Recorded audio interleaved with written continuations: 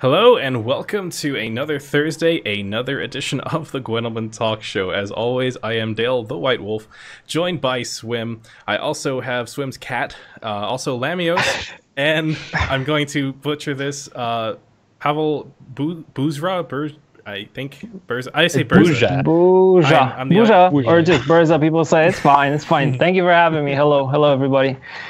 Yes, the beard is in the chat. Yeah. Yeah. Oh man, but no, thank you very much for agreeing to be here with us today. It's seriously appreciated. Man, it's been a lot of fun doing these things. So you know what? Let's just go ahead and any opening comments that you wanted to anyone wanted to say. Someone jump in on me. I'm still trying to get some stuff set up. Hey Portia, how's it going, man? I'm good. How are you, man? I saw you playing Squirtle just a minute ago. Yeah, no, that's the levels I'm sinking to. I'm not great, man. So you're telling me that the next big thing is not going to be Squirtle? That's correct. The next big thing? I thought that was a question for me. I'm just like, I just hear like Squirtle, and I'm like, yeah. People are already asking if there's going to be some leaks. I hope not. I'll try not to say too much, but I'll say a little bit. Oh, okay. That helps with the whole talking part of the talk show sometimes. Yeah. But no, let's just go ahead and... we will show some love to Squirtle, don't worry, because I can see the chat. I'll be kind of, jumping in between. Yeah. Squirtle tier 1, confirmed. Yeah. But no, so as I said, first off, I just want to thank you for agreeing to be here, and also for being as active as you were last week during the talk show. So for anyone who didn't get a chance to check out... Thank you for having me. Yeah, I'm on all of them. No, I'm not always like active, because every time I come online, there's like a million questions, and sometimes I'm just sitting at home, just like chilling and then like watching and like, yeah, this is really good. And for the Noxious one, I didn't really want to kind of get in between, because everything that he said was like super interesting. So I was just listening, and yeah, it was really cool. Show us your sword. Yeah, I got this. Come on, it's right here. Yeah. Right next to me. Welcome to my house, by the way. This is where I live. Yeah. No, it's not true. Oh man. But no, specifically for last week's show, whenever we had Rathos on, I was there anything that you really saw during that show that you're just like, man, like if I was on, I'd say this, or like, man, I really wish you would have talked more about this. Anything that you think we missed or that you want to bring up to start us off with for this week? I wouldn't talk about Anna Henrietta for sure. Because he like dropped the bomb there. I was just like, he asked me before, I'll ask if we can talk about something, and then he's like, no, we can. And I wrote, no, let's keep it spoiler free. And then he's like, yeah, hello. Oh, okay. It's out there. Yeah. But he played it nice. He's like, she'll probably in skill again. I'm like, I wonder if people will actually buy that. But yeah, it was really cool. Like, there was a lot of questions, but it's hard to like manage everything, because they just keep on coming and coming and coming. It's just But you just need to get a magic crazy. 8 ball there, right? And that'll speed things up. It's just like asking in later. Yeah. I mean, he talked about a lot of cool things. I know that he kind of talked about that, like, there was a question about if we plan to do something more in terms of, eSports. And as you guys probably saw, we posted, I think yesterday, I was posting the job description for an eSports manager. So we're looking for someone, so that should kind of shed some light into it. Of course, we're like super happy how Challenger turned out. So we might have some cool things in the works, but that's like all I can say. So I'll just send out a small tease out there. Yeah. Oh man, here it's like, man, leaks, and it's like, oh, plug the boat. Yeah. Oh, but no, it's fantastic. I mean, you talked about it again with a little bit of the tournaments, and I'm really happy to hear that went well for you guys. But I mean, let's roll it back to how we got here. I think, I mean, you talk about Witcher 3, and then it was like, yeah, it's a side game in The Witcher 3, and then it just kind of took off. And then I'm sitting here, I'm like, man, like, cool, like, it's gonna be a standalone game. It kind of deserved that. I played a decent amount of that. Never beat the either of the games, but hey, like Yeah. we'll try that out. We'll try out the standalone. You're just like Swim. Just like Swim. He played The Witcher 3 and it ended with him playing Gwent. I was just like, come on, man, there's so much story for you to see. So many quests, so many adventures. But so no much Gwent. Yeah, there's so much Gwent. There is a lot of Gwent, yeah. Yeah. Man. Sorry I cut you off, Oh, Dale. no, you're fine. You're fine. Please, if you have anything to say, please do not feel like held back from saying it. We want more leaks. Yeah. But no, so like I mean, like, it is for me. Like I'm sitting there, I'm playing the standalone version. I'm just like, all right, I've played Witcher 3 Gwent. I know what's going on. I know how to play this game. Yeah. I look at it, I'm just like, oh, I'm not. Nope. This is a lot of changes. So I'm just curious. Maybe you can shed some light. So like, the transition between Witcher 3 to the standalone version. Alpha to the standalone version. Now we went from alpha to kill the servers to a closed beta to a now open beta. I mean, yeah, that's a lot of stuff that's changed already. And is there anything that, as we're changing into the future, that's really exciting to you? Like first talking about the transition was really crazy because it started with us just, sitting at work, answering emails, full focus on The Witcher 3, full focus on Hearts of Stone and Blood and Wine. And then just emails started pouring in of people like, hey, you gotta make Gwent a standalone thing. It's awesome. I don't do the quests. I'm like, I'm supposed to save a world. Nah, forget that. I just want to play cards. I want to collect them all. And it was like, what we were like, wow, this is really cool. And we didn't really expect it. I mean, when Damien and Rafa were actually, starting the concept for the game, they just wanted something different than dice poker to be introduced into The Witcher 3, have something totally new. And then it just took off. And before you guys actually saw alphas, we had internal alphas where we took the game one-to-one, transferred it into a standalone version, and we were just playing it between ourselves and kind of, we got to a point where we were just playing Nilfgaard and spies on spies, and you could draw your whole deck, just draw 2 cards all the time. It was too crazy, and the points were off the charts, and we're like, this needs balancing. And what happened is we had a lot of people moving and transitioning into Gwent and taking Gwent as a standalone, and then it was okay, a couple people trying to make it work, and now it's a whole floor. So that's pretty much what happened. And you see it, and it's kind of beautiful because you see the whole transition from card game within a game that was cool by itself, but it had to evolve into its own thing. And not only did it evolve, our whole studio totally evolved with it. So that was wow. And I mean, to experience it from the backseat kind of, and now be here, it's just it's really crazy. It's really crazy. It's been a good ride. Yeah. And do you see this ride stopping anytime soon, or we feel like we're just still picking up steam? Yeah, it's actually getting more and more crazy. And with every step that we take, when like you talked about, we were in closed, now we moved to public beta, and now we're moving forward. It's just, we see the game grow, we see it improve, developed even more. We see more people joining in, we see more cards, more artists, more arts being made. The teams, they're all growing. And it's not only the people that you normally talk about. So it's you have the whole programming team. We have a big QA team who does a lot of work. We have a tech support team that works all the time. We have people working 24/7, checking out servers and if everything's running smoothly. So it's, and it's still growing. It's getting bigger. And our main focus for now, of course, is and will be Gwent. It's just, yeah. Ooh. Yeah, it's crazy. It's crazy. And I'm kind of sitting back and watching this happen. Yeah. And it gets to a point where you go downstairs where the Gwent room sits, and you go inside and it's wow. I used to sit here. We used to be in the corner with the marketing and the PR and the communication team. And now they just have the whole floor, and it's well, we need more space. Yeah, let's just demolish this wall. Move on next to the next part of the building, and we're kind of expanding. It's awesome. It's really awesome. It's fantastic to hear, and I continue to wish you all the best. But let's go into more of your role on the team, because you mentioned that you know everyone's clumped together, but eventually I think any company gets big enough, you got to break off and do your own thing.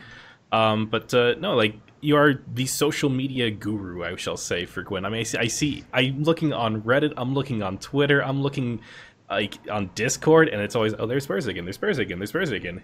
Like, yeah. Can you give us a little bit of like what's your day to day with that? My day to day is the day never ends. I mean, it ends at some point, but it's just me waking up in the morning, getting to work on my bike, and I open everything, and I try to be everywhere, because like recently I really like just going to everybody's stream, and I see like, oh, Aya Shuffles is streaming right now, let me say hi. Oh, I see Swim back later in the day, Garuna also when I come back from home, and I try to like interact with the chat, because I get a lot of questions there, but everything is like just live feed, right? It's like, because in Discord you type something, you leave it there, someone upvotes it or responds to it, but it takes some time. And here you could just be like always there, and it's also forums, and it's also a little bit of Discord. I try to be there, but of course it's very difficult, and it's like, if you think about it, like you can say I'm like the social media guru, but I'm only like one person, and we're like a whole team. We're a huge team, and everybody's spaced out in different parts of the world, and we have people in the States helping us with social media. We have Erica there. We have Anastasia responsible for Russian-speaking countries. We have Thibaut and Kevin responsible for France. With me sits Marcin, Michał, and Dominika, who are part of the team, and you don't see them on stream, but they're there. They're doing a lot of hard work for it. There's I'm trying not to miss anyone. There's Alessandro in Italy. There's Jaume, responsible for Spanish-speaking countries. There's Vinny, who's responsible for Brazil. And I think that's most of them. I hope I didn't miss anyone, because if I missed anyone, they won't like me anymore. But I think that's the majority of the team. And yeah, they're really working super hard, and it's just not me, because yeah, they monitor social in all languages. They give all the feedback to us, and we pass on this feedback to the Gwent team.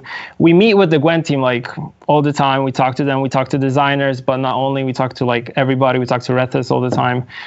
He's also like never sleeping. So we try. I mean, for us, we don't treat it really as like a job that you come 9 to 5 and you just do it and you go home. We treat it as a passion project from the start, and that's how we want to kind of proceed moving on to the future. Because yeah, it's really, really great. Man, sorry, you just got me a loss of words to this where I'm just like, man, I could listen to him talk all day. I talk too much, so interrupt me. So like, no, too much. But you mentioned all these places, and is there any, obviously you keep an eye on Twitch, you keep an eye on Reddit, you keep an eye on Discord. Is there any, you keep an eye on Twitter? I mean, is there any places where you like gravitate more towards? Or you wish people would gravitate more towards, or do you think the community's pretty healthy where it's at? I mean, I really want to have like more people of the community. Swim's laughing, ha ha ha. Moving. What, did you want to say something, Swim? No. Everybody in chat will be like this. Like, every time. I just thought of a funny joke I heard the other day. Don't mind me. Yeah, I just forgot to mention Satoru in Japan. Satoru, sorry, I forgot about you, but yeah, Satoru's also in Japan. So we're everywhere. We're everywhere. Everywhere you go, everything you type down, we see it. We see it all the time, yeah. But I forgot the question, so my bad. Oh, no. So with all the different places, I mean, you got Reddit, you've got everywhere, like Twitch, Discord, everywhere. Like, do you like, as a social media person, I mean, for this, are you getting the type of feedback? Are these the type of places that you like seeing the feedback? Is the community doing, like, do you have a good read on it? Or do you wish that there was more, I don't know, like more people, like, you like prefer Discord or something? Sorry, I know it's a weird question. The place that we try to always gravitate more to is the forums, but also like social is something that we're on Twitter. I have Twitter set up in a couple language, because we have all our channels are in all the languages that I mentioned, but I try to monitor everything that's mostly in English and Polish, since those are the languages I feel most comfortable talking and replying with. But the other team, the whole team, they monitor all the languages, and we have forums set up also for all these languages. So kind of the forums is the number one place to go. I don't maybe like comment a lot over there, but like Dominika, who sits right next to me, she's there active all the time. And what I really now kind of do is I go a lot on Reddit, because there's a lot of good stuff. There's a lot of memes, and I know that Regis said that he doesn't like memes. I really like memes, so I don't mind. Even if I'm in them, I'm just like, wow, this is so cool. I have to post it on my Twitter just to have it somewhere. Like, someone took their time to make a meme of little old me. It's just like, it's so good. It's so good. I really like it. But yeah, forums, Reddit, socials. I try to be everywhere, because if you look at the feedback, also you get a lot of feedback from watching, you know, other players' streams, and you also see like maybe not feedback, but if, for example, I like to watch Garuna, and he has a really nice community around him where everybody's super nice, positive, and you know, they also, you know, come and say, okay, like sometimes it's just short messages like, please nerf bears, and I'm just like,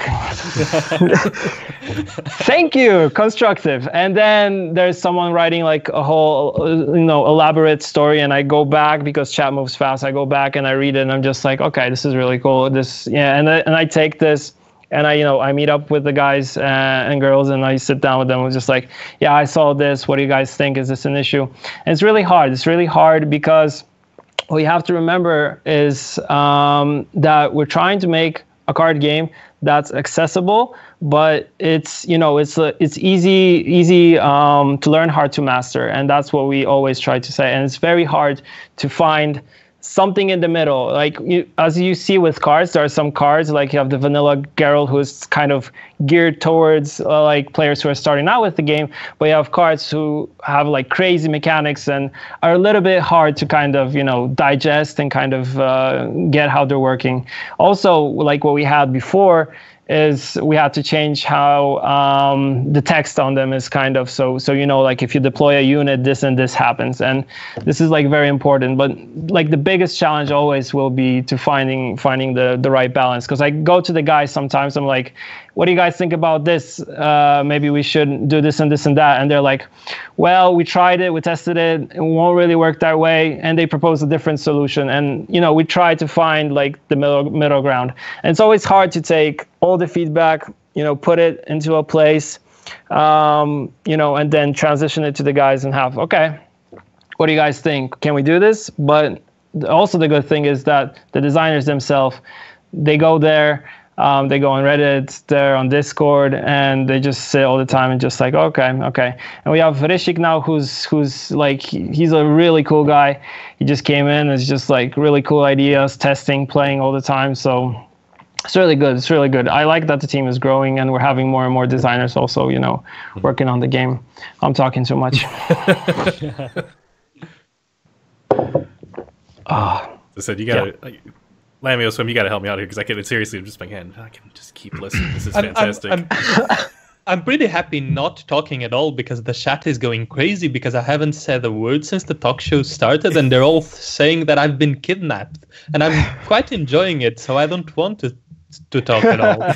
No, be sure to interrupt, because I'll just start mumbling, going, and then I'll just start moving into like weird things, and then I'll start spoiling stuff, and we don't want to go there, do we? No, we absolutely do. Of course we do. That's what this is all about, Burza. You gotta leak at least one thing by the end of this. It's obligatory. You can't get out of that. It's teeny tiny. Like do a Rethaz level leak. You gotta. All right, we'll have a dev stream on Monday. Oh, well, look at there that. you have it. Someone's typing up a Reddit post right now. And Probably yeah, three yeah. Reddit posts. And in that stream, we might show something cool. But yeah.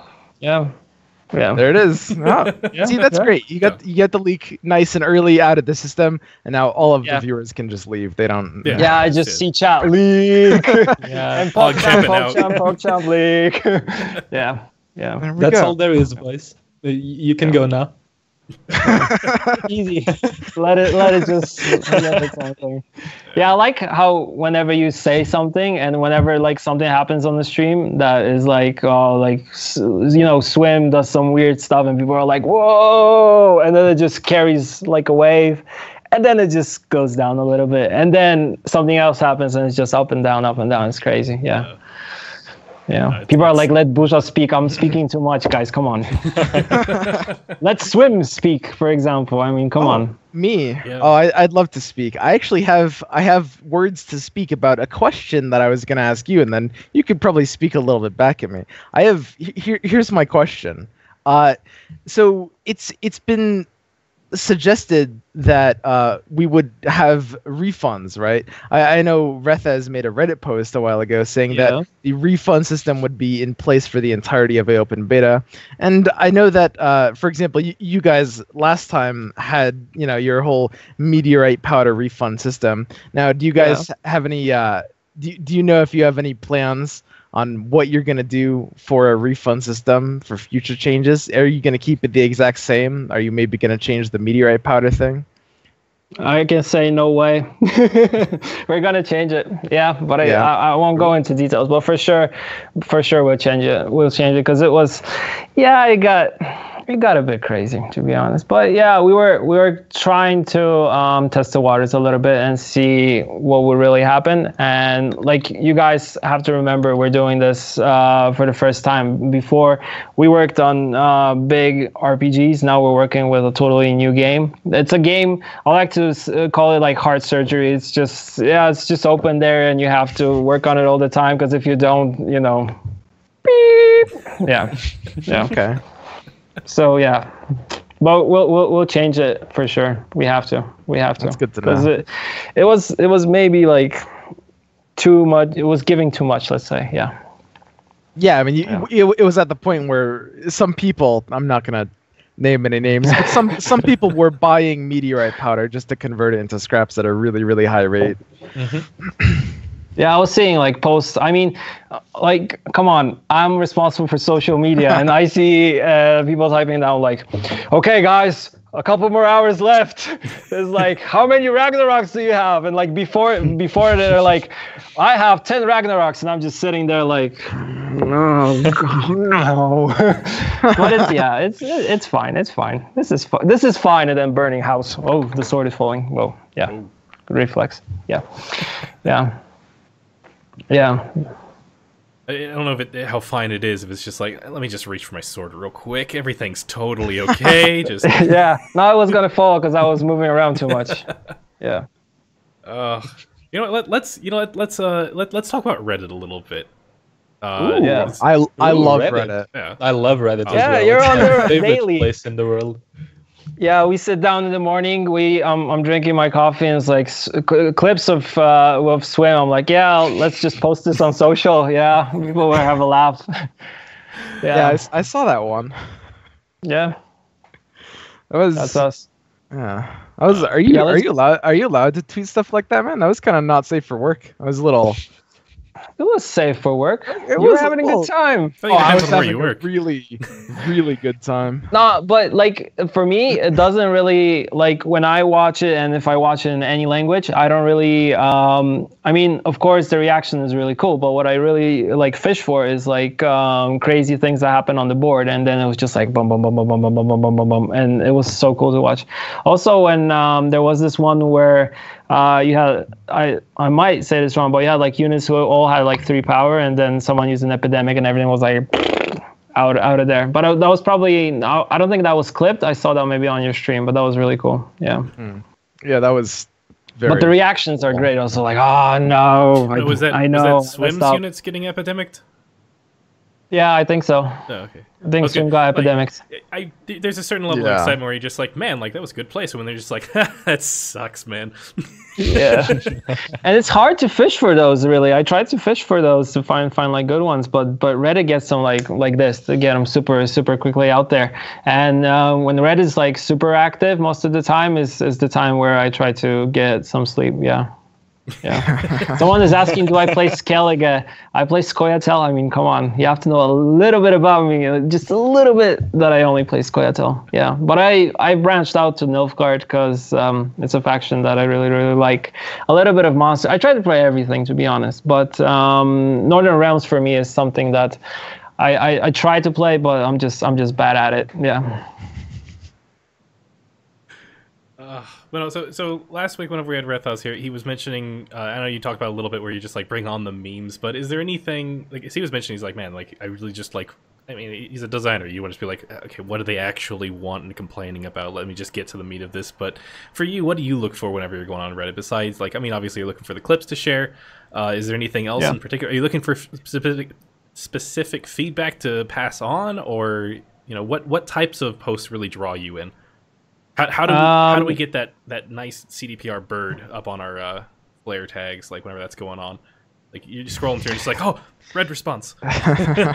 No, I look for like different things. Of course, if someone says that this is like CDPR, please read this. Of course, I read that, and then I pass this on. If it's something that hasn't been covered yet, I try to skip everything that says just nerf Skellige, nerf Skellige, nerf Skellige. I'm just like, okay, let's come on, guys. We know Skellige. Rethos talked about it not long ago. I'm actually surprised that no one on Reddit really made like a long post like summarizing your last week's stream, where he gave so much cool information of what's going to happen like in the future and moving forward with the game.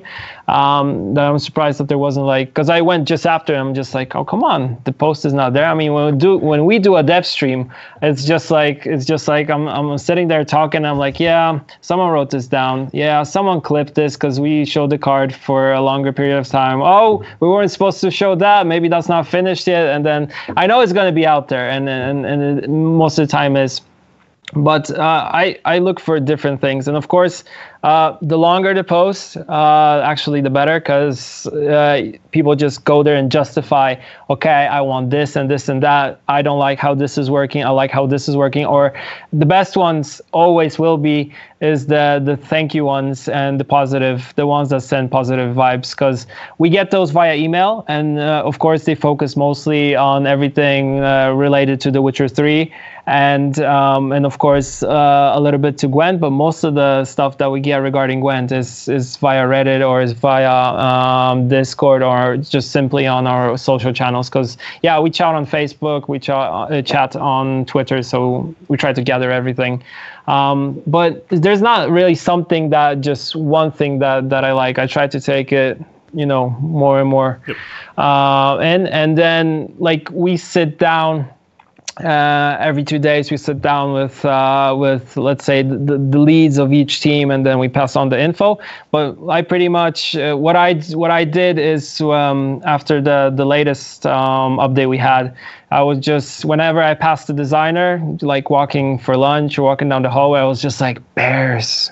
and then I was like, Squirtle needs more love, and it's just me like I do it very like discreetly. I don't go openly into it, so I'm just passing on like, you know, guys, bears, shield maidens, and then just like Squirtle, come on guys, come on, Squirtle, we love Squirtle. Yeah. Yeah, you're not just in there as like, oh, he left his computer unlocked, let me just change that number here and that number here.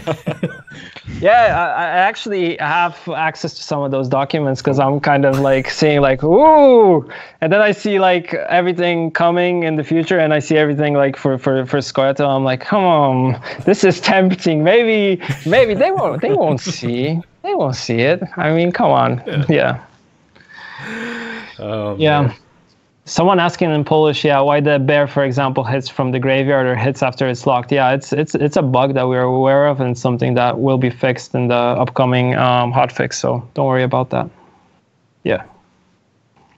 I've been talking and talking. I'll let you guys talk a little bit. As long as you talk about Squirtle buffs, it's all fun.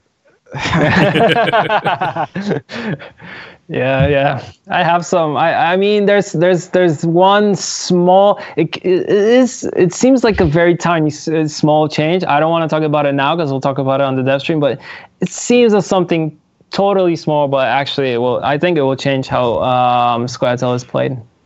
Yeah. There's a few Reddit posts already in the last 2 minutes that are entitled CDPR, please read this. Yeah, that's so nice. That's so nice. And I read them, so don't worry. I'll get to them. If not today, then tomorrow morning for sure. Yeah. Oh, man. So let's go ahead and you mentioned you like Squirtle. I mean, as a former Squirtle player, it's like, yes, once again, come on. But like, how much do you really get a chance to play? I mean, you're looking at Reddit, you're looking at forums, you're looking everywhere. You know, how often are you actually sitting down and getting a chance to play the game? That's actually one of the problems because I wish I had more time. I'm just like rank 13 and that's it. And I have this thing where I start in the beginning, I push some stuff aside, but then I'm kind of like, dude, stop playing the game so much. Go back to like, you know, gathering stuff and talking with people because that's the most important thing. So yeah, and people was like rank 13, ha ha ha, I'm higher than him. Yeah, thanks. Yeah. Oh yeah, someone called me a casual player. No, I'm not a casual player. Yeah, that's also what I get. Like people like, especially in Poland, they're like, this guy doesn't know anything about card games. He's never played a card game like in his life. And it's like, this is not true. It's like, it's like, you can say that about me, but I'm just like sitting there like, you know nothing.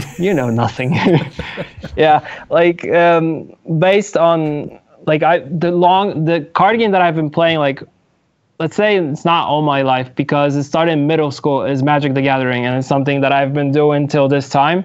And I play it online. I still go to like FNMs and play it offline. So yeah, I'm not here because, yeah, this guy looks like he could appear on camera.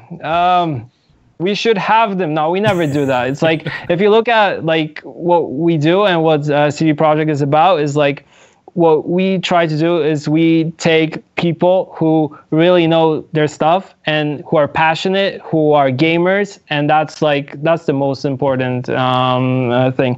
People are asking if Magic the Gathering was in Poland back in the day. Actually, funny thing, when I played Magic for the first time, I was at school in the States. So yeah. So that's also something that you get to learn about me. Where's Luigi? Luigi's in Mahakam, of course. That's easy to answer. Yeah. Where else can he be? No, actually, he's a little bit sick. So yeah, if you could send some love his way, that'd be really nice. Yeah. Well, I mean, if he's in Mahakam, let's get into that a little bit. Maybe not necessarily. Not necessarily. First off, I hope he feels better for sure. But the different places of the Witcher series. I mean, you've got, obviously, you know, Northern Kingdoms. Yeah. You've got I like Nilfgaard. it. I like it. You picked it up. But you've got, like, all these really cool places, and I'm wondering, is there anywhere, like, that you're wanting, like, there's in Gwent that don't really have a representation yet. Like, I mean, I'm not the biggest on the Witcher lore. I'm trying to read the books. I'm about halfway through the first one, but I'm know from the Witcher 3 version of the game where it's like there's always the Zerrikinian Fire Scorpion, and then we get to Gwent and it's the Fire Scorpion. I'm like, what happened there? Like, it's just, you know, it's not as cool as it was before. But like places like that where you're like Zerrikania, that can maybe underrepresented. You've got Dolblathana. This is another cool place that, I mean, it's got plenty of things with it, but is there anywhere that you'd like to see? Bro. Yeah, I'd like to see a lot of places. I know what's kind of in the works, but I can't really talk about it. But yeah, there's another leak, dude. No, I like it. Like, it's just one. No one will notice. I know people are watching this from the company. They're lurking there, and they're like, yeah, is he gonna spill the beans? No, I can't. I mean, I really can't. But there are. I mean, like for me, I see like millions of possibilities. Well, when I was first introduced into the Witcher world was through the books, and that's how it started for me. I read, I think, the first book sometime in high school. Actually, my kind of, because we have like a dissertation kind of project at the end where you kind of have to defend like, and it's based only on Polish language, so you had to choose like characters, and I chose characters, fantasy characters. And of course, Geralt was one of them. So I was introduced to the books like super early by my dad, who's like really into fantasy, and he reads like tons more than I do.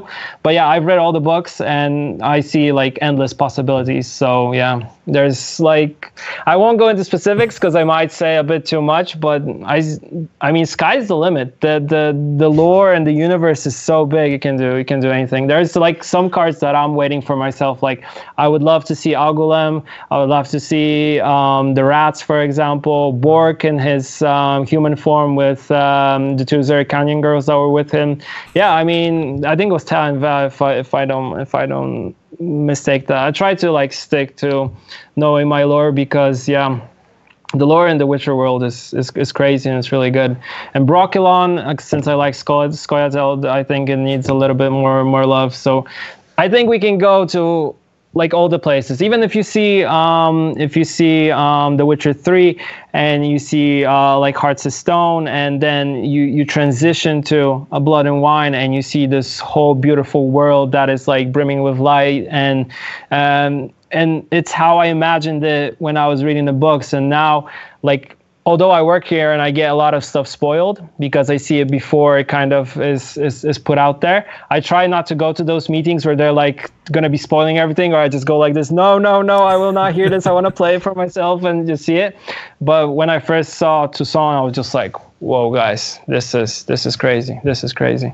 And yeah, this is how I imagined it. And I like how the guys who are responsible and girls for the story, how they kind of made it that, of course, you have a beautiful city on the outside, but behind it, there's like terrible things happening. There's vampires and all that. Yeah, I'm talking too much again. Well, we're waiting for that moment where you're just like, man, I'm talking too much and I shouldn't have said that. Little swim, sorry to cut you off. Go ahead. I was saying, speaking of vampires, I have your card here, Pavel. Yeah. Could you explain to everyone why exactly you chose Regis? Regis. Yeah, he's for me like the best friend for Geralt. I mean, of course, I love Zoltan, but I think Regis is just, and he was great, and I like his approach when he was just sitting down, and he was like super smart, sitting down with Geralt and saying like, I mean, I look at you guys, I've seen everything throughout so many years, and I see you kind of humans and how you're greedy and you're just trying to kind of, do everything only for the good of yourself. And I really like him because he like has this perspective where he looks at what has been happening for so many years, and his knowledge and what he's saying is just like, yeah, you get people. And I've always been drawn into things that show more of like a dystopian type of thing instead of a utopia where everybody's happy, everybody's, you see the everything might look nice, like into some might look great, but behind there it's just like, bleh. It's terrible. So yeah, like Regis and his voice lines, and when I saw like the character, the concept art for Regis in the beginning for Blood and Wine, I was just like, whoa, this guy looks so cool. Although my first thought was like, I imagine him a little bit differently, and I see that from players, and also they're like, in the beginning they're like, I imagine him differently, but then they play the game, it's like, wow, yeah, this guy totally works for him. His voice is perfect, the things he says, the way he acts, the way he talks to Geralt is just on point. So you think that all those voice lines might make a good avatar at some point? Get those emotes going? Huh. I like that question. I like how it's kind of like creeping behind. Yeah. What's behind for this sure. story? I mean, yeah, I know. Like moving forward, we want to have more avatars in the game because they bring a lot of like funny things to the game. Like Triss and Crap Move is just so good. It's just so good. Or you have Imler is going rawr and just like how who taught you to fight like this? Just like yeah, that guy's really cool. So yeah, of course, we as you probably saw like some of the voice lines, you can see that they're from The Witcher 3. That they're kind of being brought into Gwent. And it's really cool because if you played The Witcher 3 and the expansions, you see this connection between the two games, which is really cool. Yeah. And people are asking about Deadlove. Yeah, I would love to see Deadlove in the game. Deadlove's really cool. Yeah, he's really liked by the whole community. Although his story is just, I won't spoil anything. His story is just like so heartbreaking. Yeah. And speaking of those voice lines, though, please pass on my thanks to whoever in the option menu gave us that mute all button, because definitely appreciated. Yeah, this was something that we saw like floating around that people want to mute options, and I know we talked about it like a lot that we need to have it because some players don't want that because they're like focused on the game, and I understand that because you don't want to see someone's spamming crap move. It's just like come on, let's be nice, let's be civil. We're just trying to here play our best. Yeah, no BMing. I don't know. I know I'm probably in the minority on that, where I'm just like, I'm here to play a card game. I don't like. I am happy that I can see what you're looking at, but that's as far as I need to know that you're actually there. I don't want you sitting across the table from me and just yelling at me. It's like, all right, cool. All right. Yeah.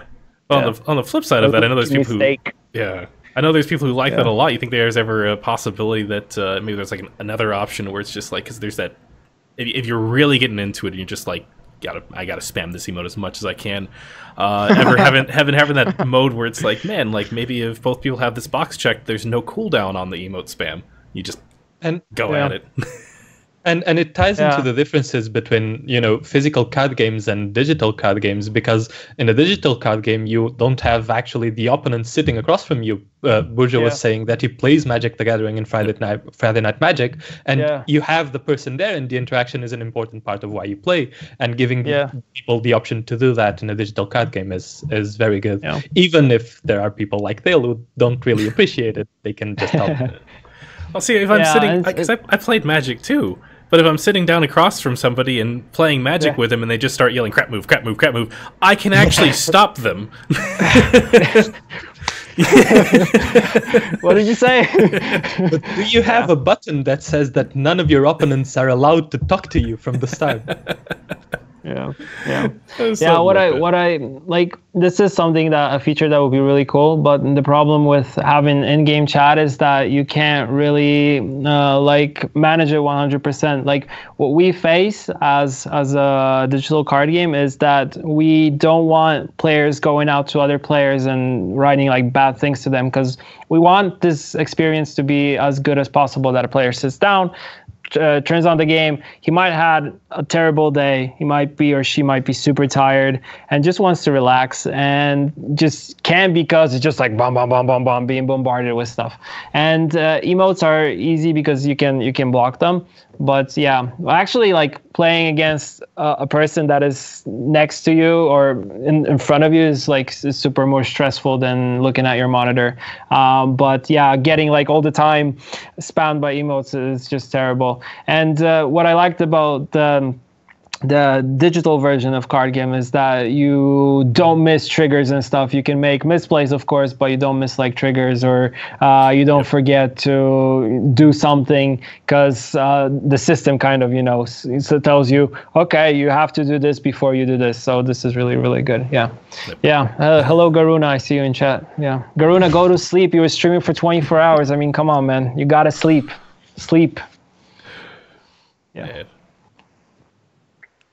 So I mean, apart from Regis being obviously seems to be your guy. I mean, he's on He's on your business card. Is there anybody? I'm Team Yan, but yeah. But he. Oh, okay. Is there any other character that it's not in Gwent yet, and you really want to see in Gwent? Yeah, like I mentioned, I really want to see. I want to see the rats. If you read the books, you'll know who they are. I really want to see Agulem and some cool like lines from her, because she in the books she would say like really crazy stuff. I really wanted Milva in the game. Milva's there, of course. I'm thinking who else I would really want in the game. Yorvid is there, so all the Thaler is there. Thaler is always a good laugh. It's actually pronounced taller, I've heard. Yeah. In Polish it's talar, so it's easier for me because I read them in Polish originally. But yeah, I don't know. That's actually a difficult one. I would probably want to see more vampires in the game. Yeah. Chat is saying Nivellen, and I agree. Nivellen in the game would be great. Nivellen would be also. I don't know why bear you mentioned guy, that. right? Yeah, the game doesn't have enough bears, honestly. now you're just like you're asking for it. Chat will go crazy. Yeah. There's actually since I check out social in Polish, every like fan creation that we post now gets transformed. The faces of the characters are either Krahan Crate or it's Savage Bear. And then there was one we posted with Geralt sitting down. There's like Commando Skoyatel next to him. And all of their faces have Dagon's face saying, "This is the counter Skellige camp." Just like, okay.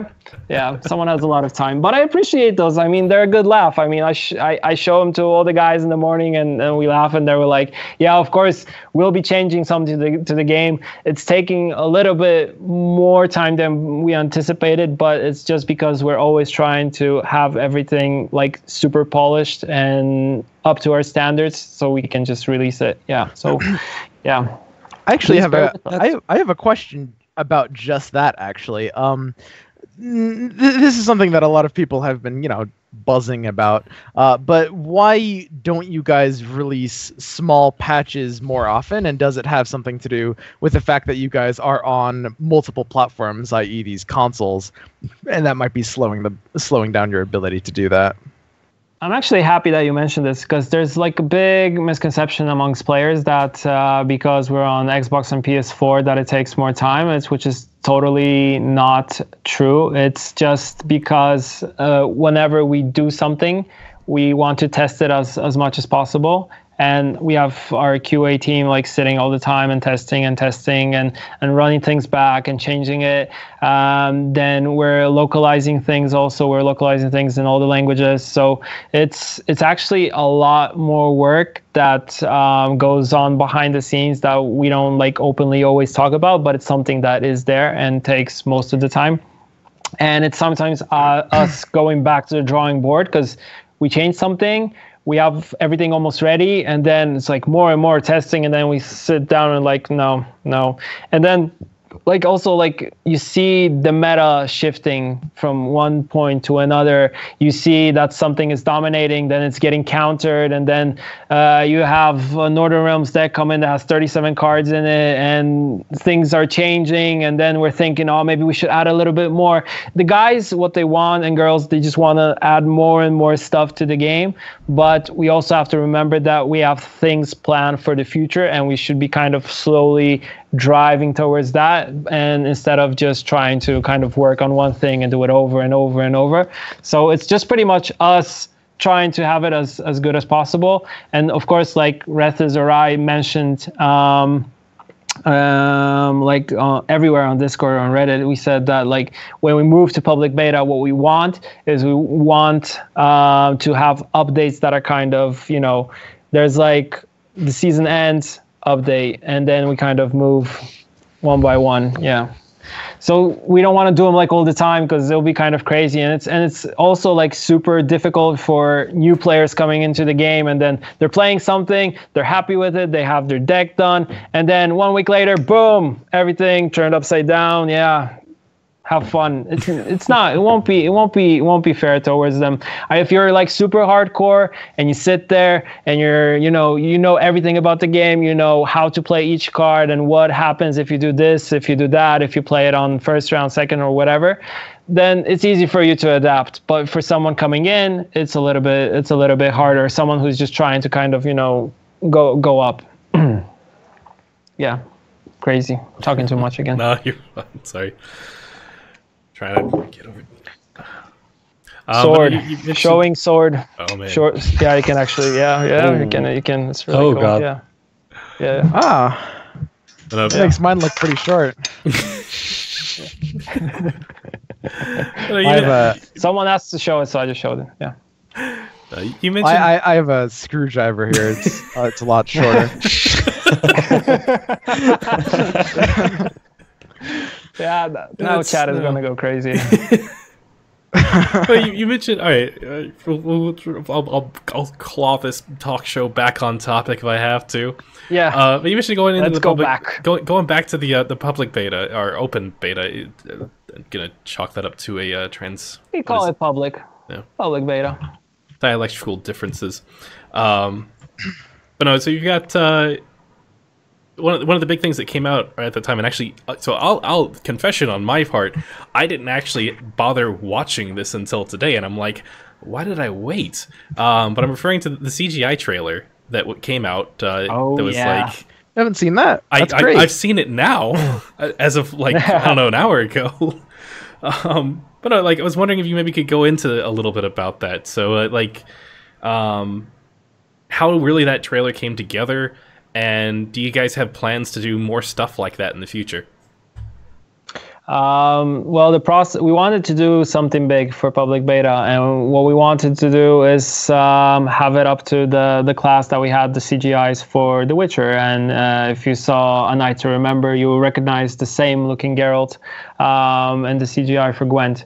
And the process for it was, it's pretty much you have an idea for a script that you want to show, but what we wanted to have in the CGI is to have representation for each faction. So that was like super important to have it there. And what we wanted to have is we wanted to have art pieces that kind of jump in between the CGI, that kind of give you the flavor of the art that you have within Gwent in the game. So it was like we were looking through different iterations of it, and we're seeing kind of like mock-up versions first, and then we were changing the story a little bit to kind of show how everything is going to happen. And of course, I was there kind of going in and poking like, yeah, I mean, I like the whole like Nilfgaard coming for Ciri, but people who know their lore will be like, why are they trying to hurt her? And of course they wouldn't, because yeah, they wanted her alive. So I knew like players would probably talk about that, but like the process for it is just like going back through different versions and then fine-tuning everything. What proved to be a challenge is to actually find a really, really cool soundtrack for it to make it all kind of click together. And once we had it put into all the pieces of the puzzle together, we have what you see now. And I'm always big on CGIs, even like right now. Although I work in a company, when I've when I watch all the old CGIs for The Witcher 3, it's just like, I still get goosebumps. And I think that's like what kind of measures if you've actually made something good. If you get goosebumps and you have players like, oh, goosebumps, oh my god, then you're like, yeah, we made it. This is the reaction that we're going for. And that's what I get. Swim, you fine? Oh yeah, no, that water must have gone down the wrong, Yeah, the wrong hatch. Yeah, that's exactly right. Yeah. Oh man. All right, so let's go ahead and we'll give you a freebie question here. This should be easy enough for you. No, don't have to worry about it too much. Don't have to worry about talking too much. Favorite premium card? Yeah. Oh, that was actually easy. I thought you were going to ask something crazy. Me too. Favorite. I mean what I say. Favorite premium? I really like Villain Threatenmirth, and of course that's I think my number one. I like soaring through all the lava, and it's just so good. Yeah, people are saying Roach of course, or Vess or Riot. Actually, I mean Vess, I liked her as a character, but it's not a character that I've been really like super drawn to. So I wouldn't say Vess. Some people are saying Aglaïs. Aglaïs used to be my favorite one. Operator is still up there, but Vilgefortz is too crazy for me. But I think Villain Threatenmirth is the one I like. I also like the I forgot the name, but it's a Dol Blatana, the girl with the bombs. Yeah, she's really cool. Yeah. Trapper, yeah, I mean, exactly. You mentioned you guys mentioned that creating these premiums takes a really ridiculous amount of man hours, right? I mean, just because of the attention to detail you guys add to them. Can you tell me how many more man hours you had to add to Vess? Not a lot. Not a lot. Not a lot. Okay. It's really like I like the little like Easter eggs that they put into them, and those are the ones that I'm always happy for. Some people are saying in chat like Tibor is also great, and just like yeah. Now, look at my horse. My horse is amazing. Question with Tibor is that going to? Is he just magic in the premium, where he's just kind of holding on to that handle? And magic lance? Yeah, the magic lance. I read about that. Yeah, I read about that. It's something that I've been poking to people like, hey, check out this lance. It's a little bit magical. And Tibor, it's not very lore friendly. He's not a sorcerer, sir, or mage, or sorceress, or yeah, guys, come on, yeah. Yeah, Yankon's also pretty cool. I can't pick like one that I like the most because all of them are super hardcore, and I know that the team like put in so much work into them that it's crazy.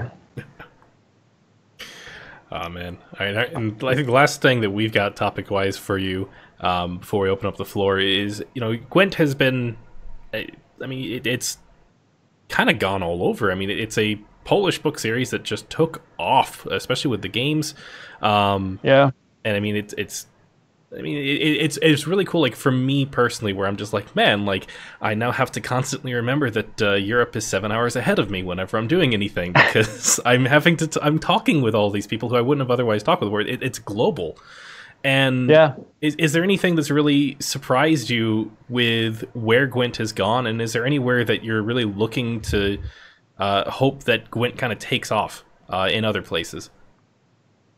I mean, like based actually I was a bit surprised because I thought if you look at like lore wise and the feeling of the whole world of The Witcher, like the places where it was like super big, as you can probably see from social, is like Poland, Russia, and the States, and kind of now it's just it's everywhere, and it's Brazil, of course, like I mentioned, it's Japan, which is like super awesome, and we're constantly going to different places. And I have players coming in. You know, I had recently someone write to me from Korea saying how they love the game and how it's so really awesome, and I was just like, wow, it's just like super supportive, super nice. And whenever I get like, you know, all these emails coming in from different parts of the country, sometimes you know, translated like super quickly, just to watch it is just like, it's just overwhelming. And you like, we don't, I mean, we know that the game is spreading, but we, like, every time we get something nice, or we get you know, like positive feedback, or people saying that, yeah, they played The Witcher 3, now they're playing Gwent, and they love how we're leaving the flavor of the game there, and that they can still find their favorite characters and more kind of from the universe there. It's just, it's super overwhelming, super nice. So we're kind of, we're expanding as much as we can, and we're really thankful for the player base that we have. All right, man. With that, let's go ahead and open it up. So viewer questions, if you have anything that you'd like to ask us, ask Burza, any topics you want to discuss, just throw in @Gwentlemen so that it pops up in the chat for me to be able to see it, and will answer anything, and well, not everything, but a lot of stuff. Well, Yeah. there was one question in the chat that was made earlier that I would like to pose to Burza if it doesn't mind. Someone, and I forgot the name, I didn't write it down, asked, can you Fire maybe away. broach on the topic of deck building for newbies? That is, this player thinks that there should be a more in-depth guide for newbies coming into the game on how to build some decks, which is something that isn't covered by the challenges or the tutorials already in place. And he says that he was only able to learn how to build decks by watching content from high-level players or by asking people. Yeah, it's quite difficult to make content on our own because it's really hard to sit down and find the time for it. Of course, like what I would recommend to any new player coming into the game is just to kind of like you can go to GwentDB, you can check out content made by streamers, by content creators. There's a lot of them. There's the Commander's Horn guys. There's Swim, of course, honorable mention, always the king of the meta, let's say. We talked before we had before we did the stream. We were just talking that sometimes you watch something in a different language and all you can like comprehend from is just like swim. It just pops in from time to time. So people know him. But of course, you know, there's Merchant that's making a lot of stuff. There's many more people that I probably won't mention right now, but they're like all right here. So you just have to pretty much go out there and look for it. We've recently been working with Trump to make some like videos that kind of ease you into the game and give you some insight to, when you're coming as a new player. So I think with his kind of experience in CCGs, he'll kind of show it in a very nice way to new players. But pretty much like, whenever I was trying to learn anything in other games, I would just you know go. I think the best thing is always being part of like the community. Like you go to the forums, you go to Reddit, you see what people are posting. You can always ask a question, and that's what I've always learned. Is like if you don't know a topic and you want to learn quickly, you just have to go and talk to people who know more about it. Like become part of the community. You were like very easily like rank up when you learn more and more stuff, and then you'll see other players coming in and you can help them out, and that's kind of creates this whole beautiful circle of life called the community. Yeah. I have a viewer question here. Why are you Burza46? What's the 46? The 46. Now I have to talk about it. Since 2014, I've been watching the career of motorsports legend Valentino Rossi, and his number is 46. And that number has always been, yeah, people are typing Rossi. He's just a great person, and he's like the greatest of all time when it comes to MotoGP. And the guy is like super positive. And no, it's not my age. I see you, Chad. It's not my age. I'm just 30. I can put that out there. I'm 30. Change that name every year. Yeah. I would have to like, hello guys from GOG. Can you change my nickname in Gwent to 47? I've grown 1 year older.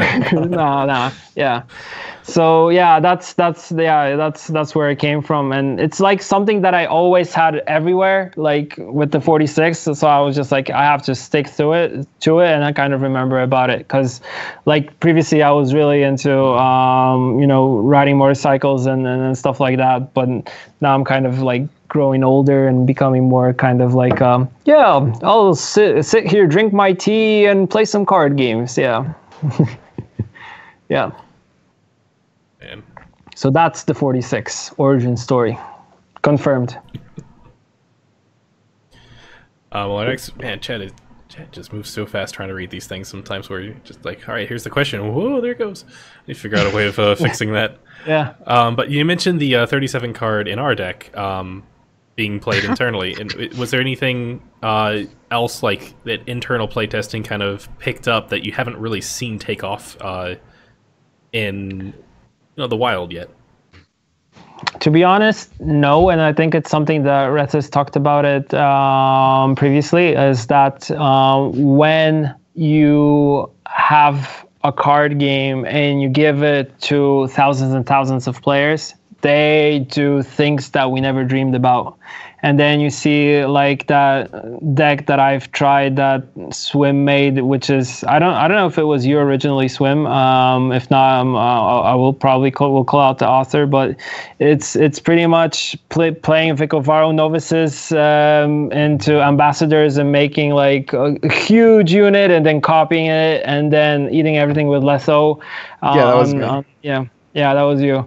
That thing is just like I'm like yeah, that thing is crazy.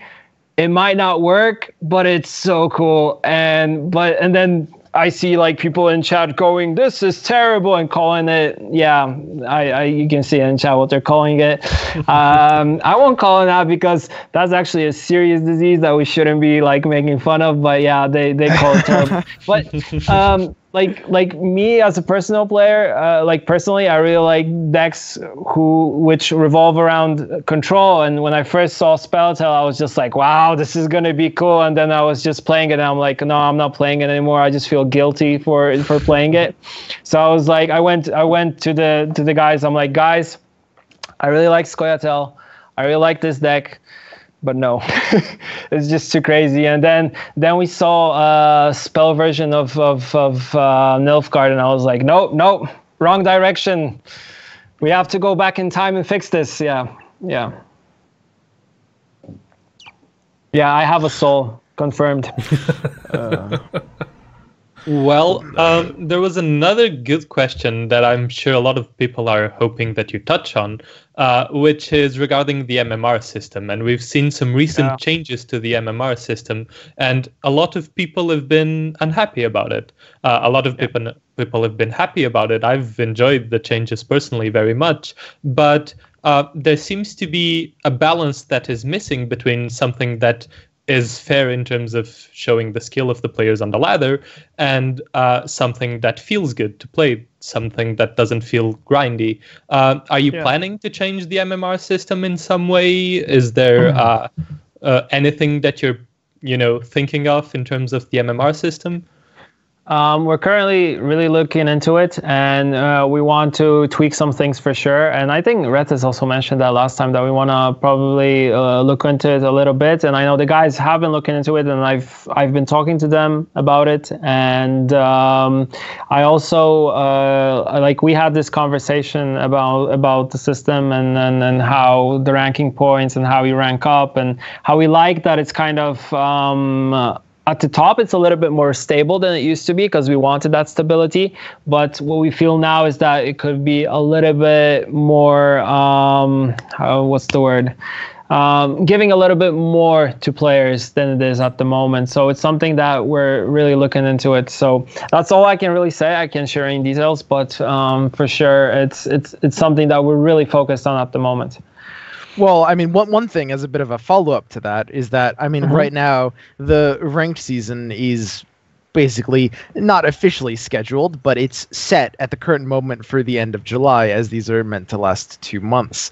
And given the fact that more or less 2 months. Yeah, this might, I'll just put it out there. The first one, the one that we have now, might last a little bit more. So that is something that I want to highlight for sure, especially that you see that we kind of are making some changes in between. So of course we want to give a little bit more time for to like settle and let players to kind of go in and rank up. I especially want to see like players who are coming into a game or starting out, that they can have this ability to go higher and higher, because it feels good. It feels good to rank up. If it feels bad to go down, or it feels bad to kind of stick in one place. So this is something that we're really looking into it.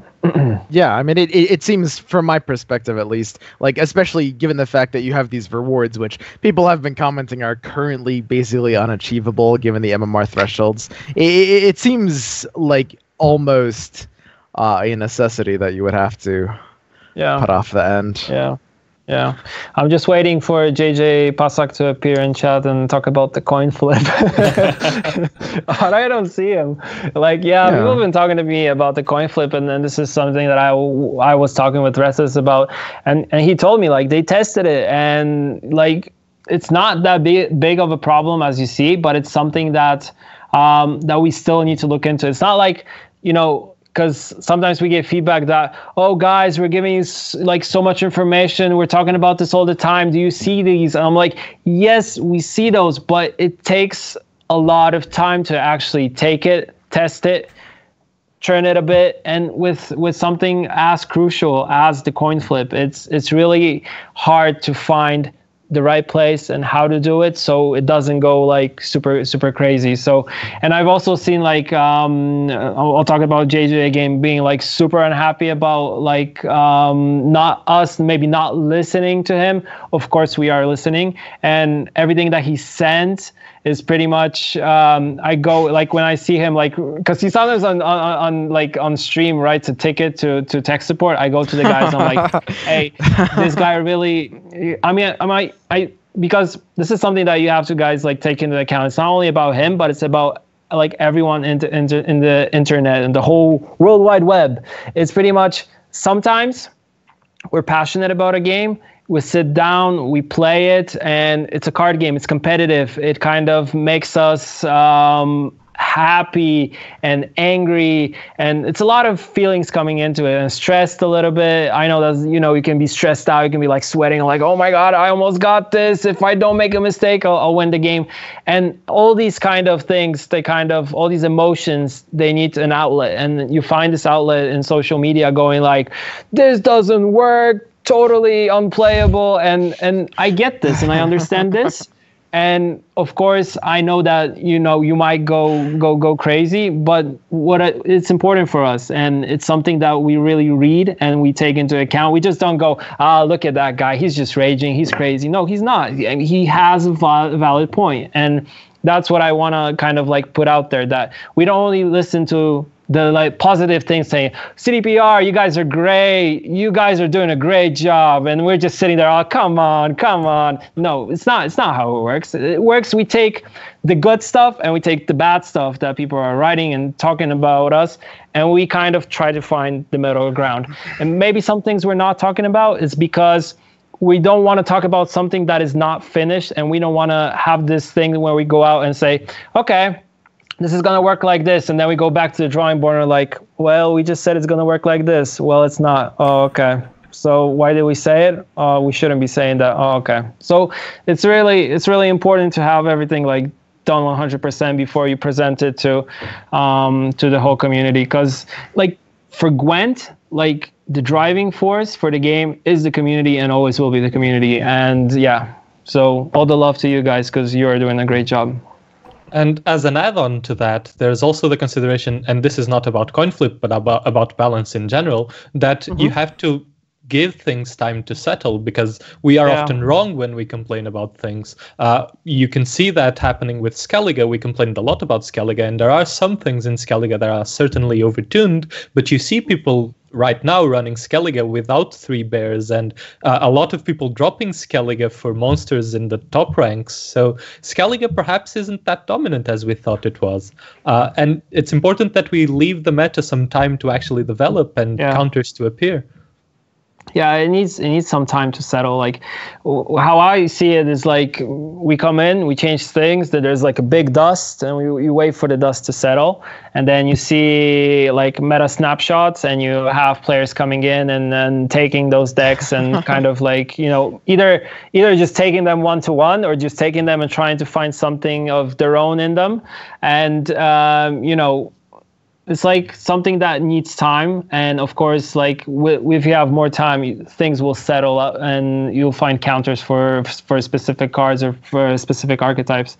So yeah, we can't be just going in like, whoa, yeah, let's go crazy. Let's like, oh, we see a Reddit post like change bears now, hotfix. No, you can't be doing it like that, because it wouldn't really work well. Yeah. Well, so here's something, and this is very related to what we're talking about with community feedback and being too. I'm sure you saw a Reddit post made by, or not made by, but a clip of Noxious in the last couple of days, where he was basically making a commentary. There was a bit of bouncing involved, but he was making a commentary about how maybe you guys look at the community feedback too much. He wasn't saying directly that. He was mostly talking about the community aspect of that. But this is something that a lot of people have expressed, which is basically that, you know, CDPR needs to stop listening to the community too much, right? What do you think about that? I mean, it seems like people are mostly overreacting and jumping to the conclusion that you guys do just basically what Reddit tells you to, in a way. How would you respond to that? I like it, like, whenever we talk about changes, it's like, oh, you guys listen to Reddit again. It was like, come on, we're not only listening to Reddit, we're listening to a wide array of players, and coming from players who are just starting with the game to players who are like super hardcore. Like Regis mentioned last time, we talked to Swim about all the changes. We talked to Garuna. We talked to other guys. And it's not that we just think, because Reddit's right. No, it's like, of course, some things that we like there, like, are changes that need to happen, like, for the game, but not in terms of balance, are good.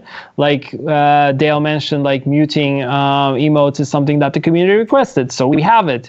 There was a request before that to have music from The Witcher 3 in Gwent. No problem, we can do that. There's like all these things that are, you know, just little things we take like one-to-one, but when it comes to balance, we can't do that. I mean, you can't have a community like balancing your game only, because sometimes they might be right, okay, but sometimes they might be like off, or maybe what they're proposing is not what we should be adding to the game, right? So what we want to do is find the right balance in between. And I talked about this like before, it's like really hard to find the balance where, okay, we're happy with how it is.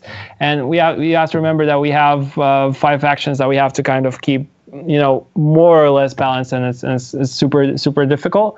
And I think that pretty much answers the question. But I think, like, I've talked to Noxious when he was here for the Challenger, and like when you talk to him, the guy's like super, super, super smart, and he knows his card games, and he's really into like game design and stuff like that. He designs his own things, and which are great. And he also like sends like a lot of feedback, and it goes straight through me, so I kind of see it, and his ideas are super great. And we have to be listening to the community, because like I said, you guys are making this game. I know someone called out that this is PR bull.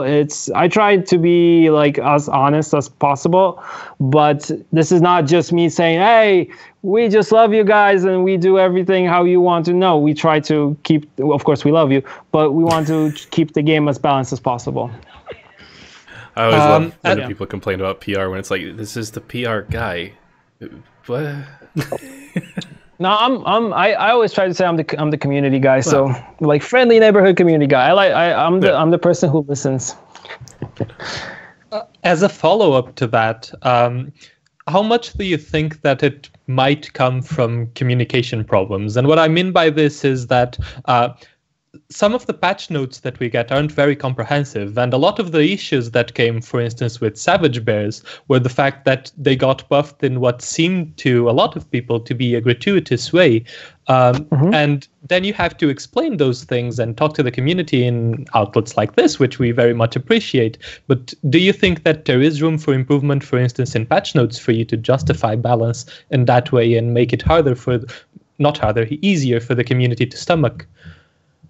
Yeah, it's something that we're trying to make better and better, and it's something that I think we could improve on. And especially when talking about patch notes, what I wanted to introduce for the future, but it's probably when we have a little bit more kind of manpower behind it, is to kind of sit down. And I really like showing the card before and after, and adding like full justification why we changed it, what we want to do with it. So, and I think that's something that still we need to improve on when it comes to like patch notes, to give kind of justification why we're doing it. It's something that I'm kind of trying to introduce into the streams, because streams are easier to deliver, because you just sit down with a designer who's been like working like their behind off on getting these changes done, and this person like sits down and says, okay, we did this because we felt this, and we had to change this because we felt that, of course, it was underperforming, it was overperforming. Yeah, I love the community, and yeah, there's nothing weird about that. Yeah. Well, speaking of the community, let's go ahead and grab another viewer question. Can you share a thought about single player, maybe just a tease?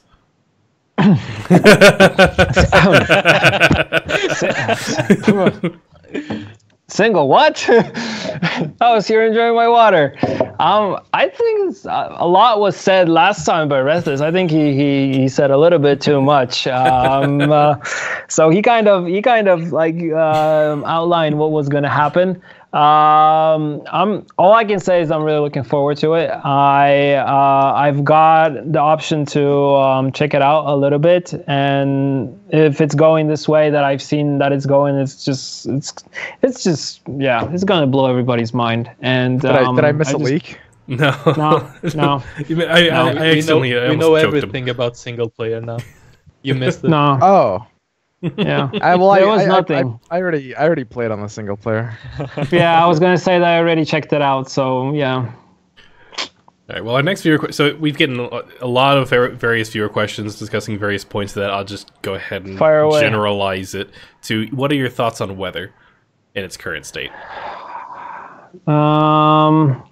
Something that I've been talking to Regis and the guys. My opinion, I feel it's oppressive.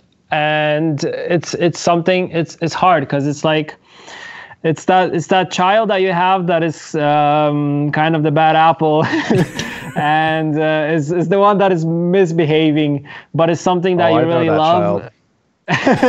Is really really misbehaving, and something that we want in the game because we feel it's unique and it's fun, and it's something that we are trying to change and tweak. And at this time where it's, I mean, at the level that it's on right now, it needs a little bit more changes and balancing to it. And I know that the guys are looking into this, so I've seen all the posts. Like I talked before, I played a little bit of Spelletel, and then I just stopped because I felt bad because weather was just like, hey, look at me, weather, and it's just like it's like fun, and people were posting fun and interactive, period, and just like, yeah, I feel you guys, and I understand that. So I was just like, okay, let's be decent. Let's not play with this. Although I've always liked control. Whenever I played any other card game, I've always liked card games that you counter stuff, or you control what's happening, and then you fish for your win condition. And when you have your win condition, then you fire it off and done.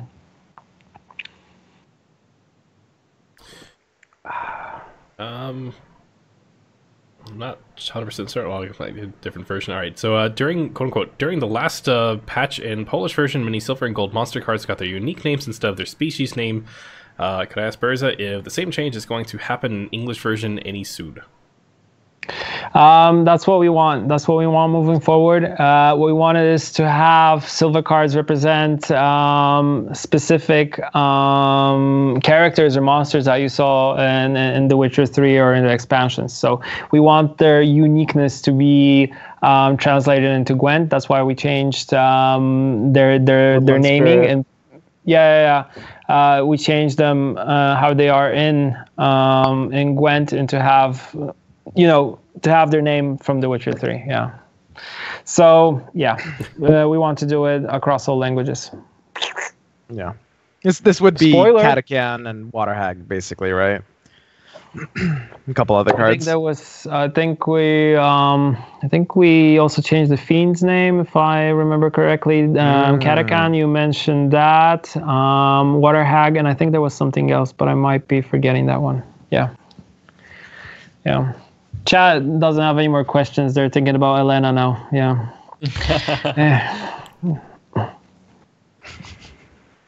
Could we ask Burza to name Swim's cat? It hasn't got a name yet, apparently. Well, he said earlier in my chat he thought Saskia was a nice name. Yeah, I was thinking about Saskia. Yeah, although I haven't seen her in full to kind of, because to give a name you really have to see the cat. So yeah, but Sasuke is nice. I mean, it swims cat. He has to name it. Talking about control, what about Radovid and cards around him? Any changes? Yeah, I mean, Radovid is something that we're like going back and forth and looking into because everybody wants him to be a little bit stronger. And I think he would be he would be a really good control shell in his own. But I kind of leave the design to the design guys because, like I said, like Northern Realms is not my strong suit. Although Radovid, I've always imagined him of being, you know, like full on control and countering stuff and locking stuff. So. Yeah, I've seen like Garuna play a cool version of Radovid that is just spamming weather, of course, and special cards.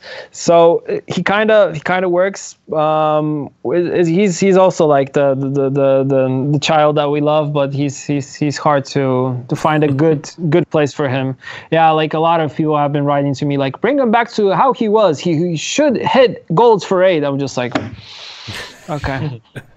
Let's not go to crazy. Although I love someone made a really cool YouTube video of me and Radovid talking about changes. I was like, I saw that and I was just like laughing, and I just sent it to everybody. Everybody was laughing. It was so good. Yeah, I love those. Oh, here's a slightly fun one. What other games does the Gwent team play besides Gwent? Ooh. Oh, that's crazy. They play almost everything. I think the most unique child, let's say, is David, who you saw on the dev streams with me. He plays and kind of did a lot of design on board games, and yeah, he plays like really weird stuff. But if you look at us, we play almost everything. We still sometimes go back and play like the paper version of Gwent just to remind us how crazy it was back in the day. We play all the big card games that you guys are on the market. We of course, whenever something new comes out, we jump on and we test it out and check it out. So, and I know that the design team they play everything, and they also play like normal games like RPGs, FPS shooters. They play everything.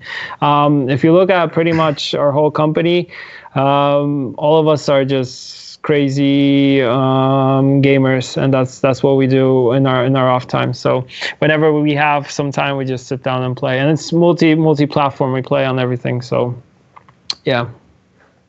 Yeah, I know Rethaz to be a little bit of a HOTS player as well. Yeah, but he played everything. He like me is a big Dark Souls fan, for example, and yeah, those are games that we also like to. Although they're not like they're good if you want to like relieve some stress, but if you're having a bad day, then they don't make your day better. So I don't think I've ever heard Dark Souls series being described as, oh yeah, I just want to sit back and relieve some stress real quick. Yeah. Yeah, it kind of is. Boss fights are nice. Yeah. There's the next. What are your thoughts on the mill archetype in Gwent? So milling yourself? Milling your opponent. Milling your opponent. Well, I mean, I liked going back to MTG. I really liked mill as an option, but it's quite difficult. And I think in Gwent it would be kind of game breaking if you could mill your opponent. Same would be if you look at MT. Yeah, it would kind of break the game totally. Even I was thinking about, would it be cool to have something like you have an MTG, like 8-rack, where you discard your opponent's card from his hand, and like if you started discarding stuff from your opponent's hand, you would wreck them. I mean, card advantage is so important, and like managing your hand and what you have and mulliganing things out is so important that if you just started discarding stuff, you would like totally wreck your opponent. So, now I don't think mill would be fun and interactive, let's say. And even if you give the card advantage back, even if you make people draw cards, sequencing in Gwent is so much more important than in other card games. You need to play your cards in a specific order that just disrupting the sequencing would absolutely destroy someone. Yeah, if you disrupt sequencing in Gwent, then yeah, you disrupt the whole game for the opponent. It's just like, boom. As a follow-up to that, someone was asking in chat, how do you feel about cards that play and disrupt your opponent's deck? The biggest examples in this case would be Regis Higher Vampire in Dispatch and Donar, and a lot of people have been unhappy about Donar, for instance. Is that something that you guys want to play with? Do you want to allow people to disrupt your deck, not just your hand? Well, I think like for me, Donar isn't that bad. I haven't played him a lot, but I don't see him a problem. Regis can be problematic, but sometimes I think that the value he gets is maybe too much. If he was maybe, I don't know, taking base strength, that would be instead of like the strength that you have on cards, which is already maximized, like Dolbartana Protectors or Spotters. If you eat something that has 18 power, it's such a huge power swing that it might be a little bit too much.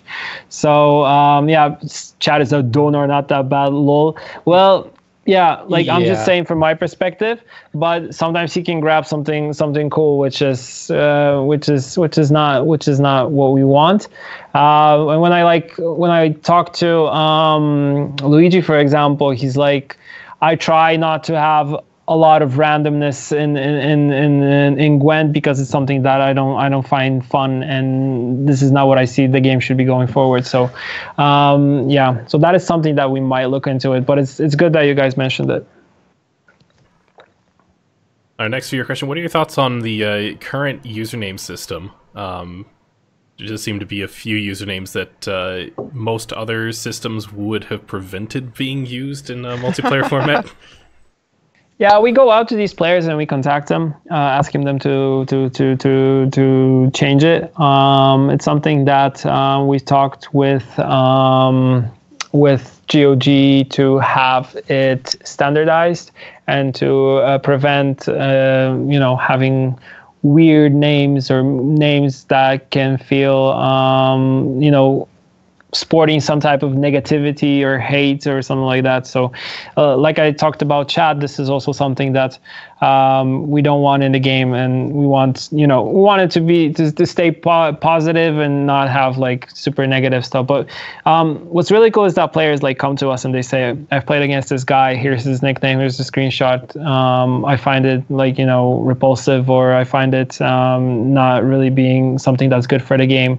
And we just we talk to these people and we ask them nicely to change it if they can. If not, then no more Mr. Nice Guy. Yeah. Chat question, Team Tris or Team Yen? Team Yen, that's easy. Yeah. I see a lot of questions about a different project that we're working on. I'm here to talk about Gwent. I'm your friendly neighborhood Gwent guy. Let's leave it at that. Yeah. All right. Well, okay, so this is an interesting one, because the question is, how about giving players an option to skip a turn by discarding a random card without waiting for the rope? But I'd like to expand it on, what are your thoughts on do you think that it's appropriate that Gwent can lead to some situations where the right play is to discard a random card? I was thinking about this when I was talking about discard Skellige. That sometimes I've seen that for some players it's better not to play the card but wait for it to discard in order for them to beef up a unit like the Pirate Captain that they have. And I mean, I don't find it as something like super terrible, but it's something that I just saw and I thought a little bit about it, but then I haven't seen it to go into like a big problem, because if I've seen it being a big problem, I would probably talk with the design team. But someone's saying that Reds has already answered that question. I must have missed that because I don't remember him answering that. But for me, I think he was talking about carryover, not about this one. Yeah, he was talking about carryover for sure. I remember carryover, but for that, yeah. I don't feel it to be something super hardcore, but I might be mistaken, because like I said, I'm not a game designer. We have people who are really good at this, and that's what they do. I'm more kind of the link between the community and the dev team.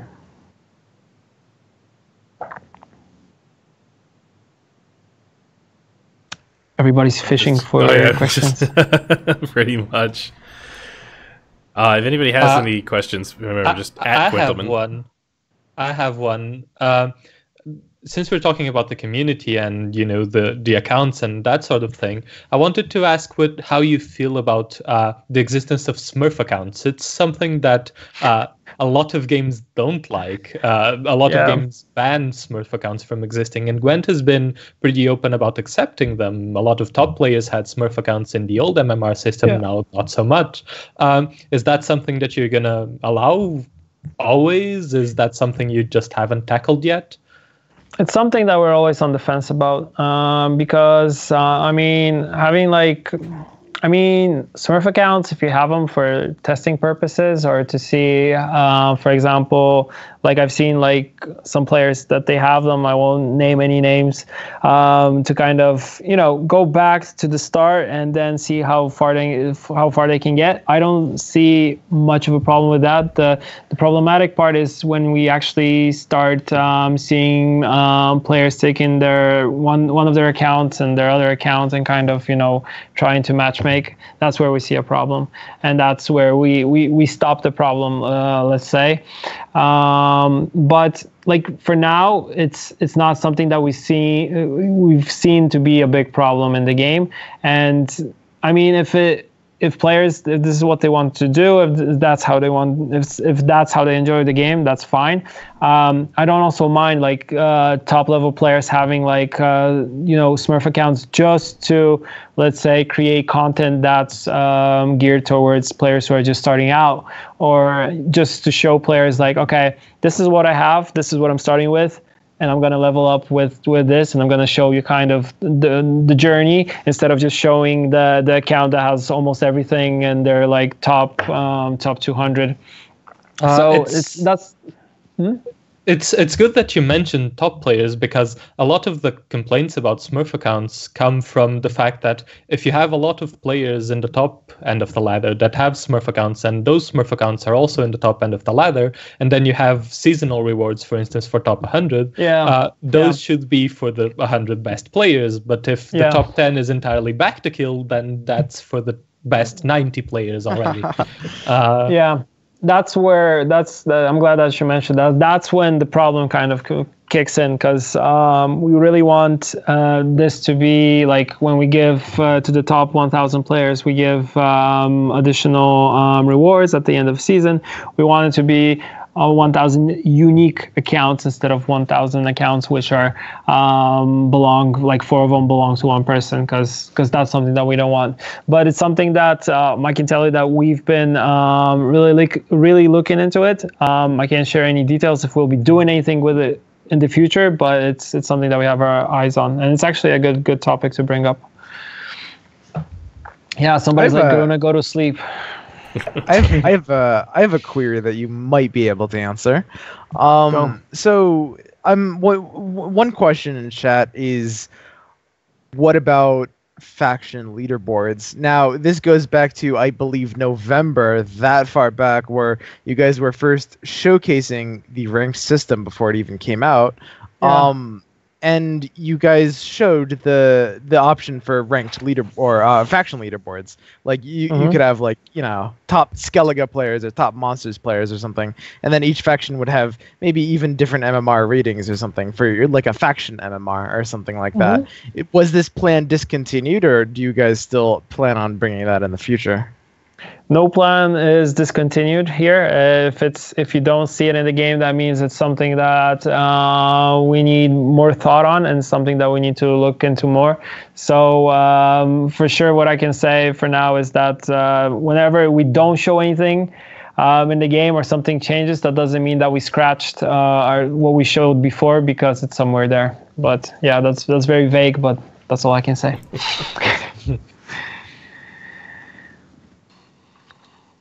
Someone just wrote that the leaderboard is all monster easy. No, that's not true.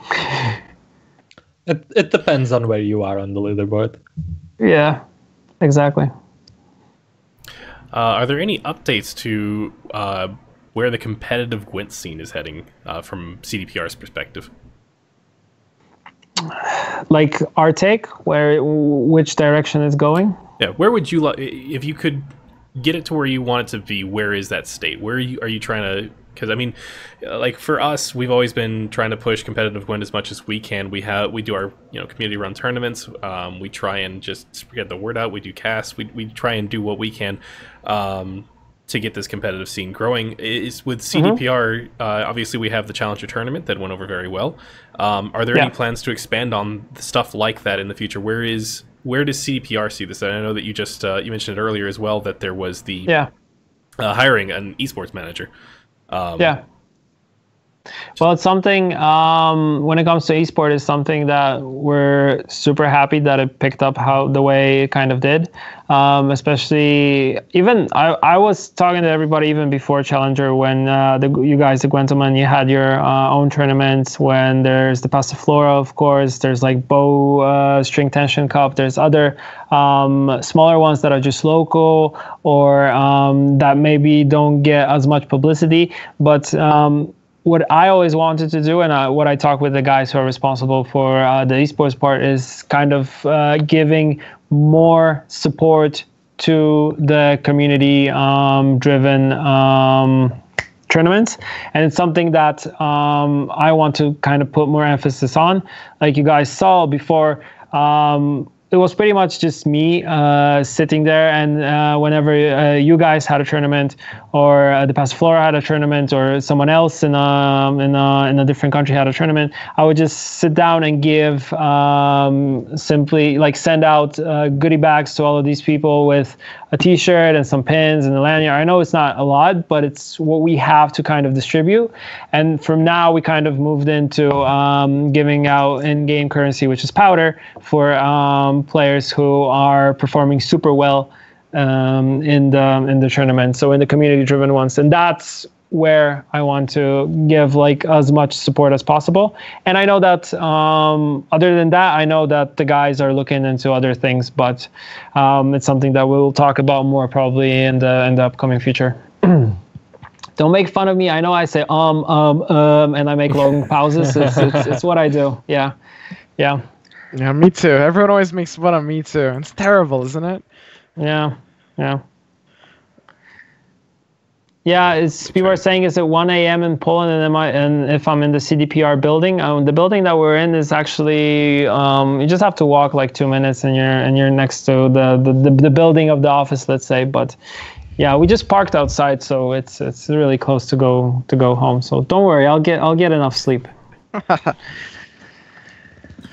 Any chance for longer than one-line card lore descriptions? Maybe some kind of journal similar to the one in Witcher 3.